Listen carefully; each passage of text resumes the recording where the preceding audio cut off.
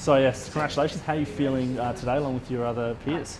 I'm feeling really overwhelmed. I mean, it's a real honour to be re-elected to the state seat of the entrance for the third time. I really want to thank my constituents for doing me the honour, giving me that privilege of representing them in the New South Wales Parliament. I acknowledge there's a whole bunch of people who don't vote Labor in the electorate, and but my office will continue to do all we can to help everybody in our electorate and advance all their interests and make sure the whole electorate moves forward together. What do you think are the most pressing issues for the entrance that you're really going to jump on first? Well, look, right now we really want to get on top of Longevity Hospital. During the pandemic, services were withdrawn. The local health district instituted a review. They agree with my suggestion that the community should be involved, and that's pretty unique on the Central Coast that happened.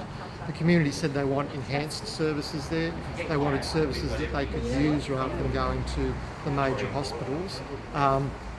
The health district has committed 1.6 million and services to return to Longevity Hospital, but they also want to build on those, so we're on the same page. I want to follow through on that now to make sure we get better services at Longevity Hospital that people can use in the local area. Do you think Labor's promised a minister for the Central Coast? Do you think that's really going to help achieve those goals you just lined out there?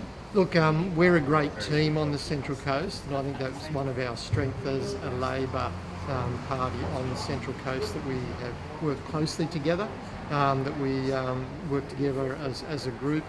We note out our issues across the electorate, and we present a united voice to Parliament and to the electorate. And I think the main thing is to continue that, and we will.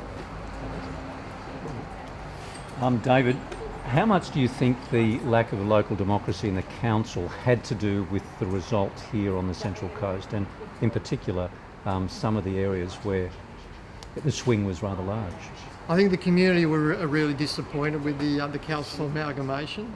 The community really don't feel that amalgamation has been any benefit whatsoever, and I get that the council is now getting on top of its finances, but in terms of what my constituents see on the ground and what their lived experiences is, service levels are not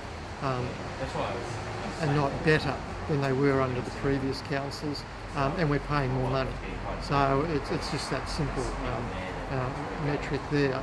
Unless council can vastly improve its service levels or reduce what we're paying for it, there's really no support for the council in its current form. And I think there's a real strong community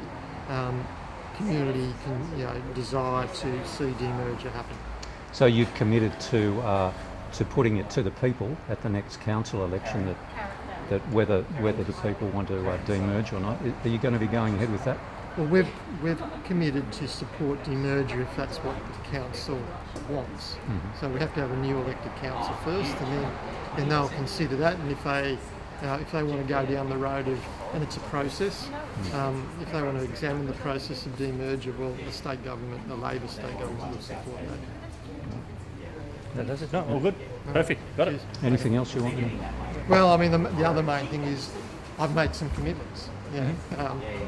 So the other important thing is we made promises from opposition. It looks like we're going to be government now. So those commitments have to be delivered, and I'll be making sure that happens sooner rather than later. We've made the Liberal Party didn't make many or any commitments during the election campaign. The entrance electorate had one of the biggest commitments, 40 million, to start the detailed design for the missing link, that next part of the Pacific Highway from Liz Road to Manns Road.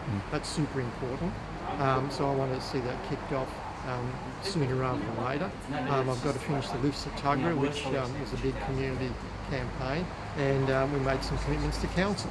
We're going to increase their road funding. We're going to give them money for footpaths. These are all important things. Labor's been about supporting council, not making council's life more difficult, and delivering a council that people are dissatisfied with. And Tuggerah Lakes, you made a commitment around Tuggerah Lakes? No, we didn't. No, you didn't? Okay. There was a federal commitment for 4 million. That's right. Yeah. But I'll still keep on top of Tuggerah Lakes and the entrance channel. We did a lot of work, myself and David Harris, about the flood risk there and making us better prepared. because the government really had dropped the ball. The local flood plan had expired and nothing happened. It took us asking the question about it in Parliament to get that flood plan renewed. My constant questioning about the flood warning levels did result in them being reviewed and lowered. That's important because it means that predictions of a certain level of flood means that services start coming into the area sooner rather than later. So we'll continue all that stuff within the. Thank you. Thanks, All right. David. Thanks, Will. Thanks so much.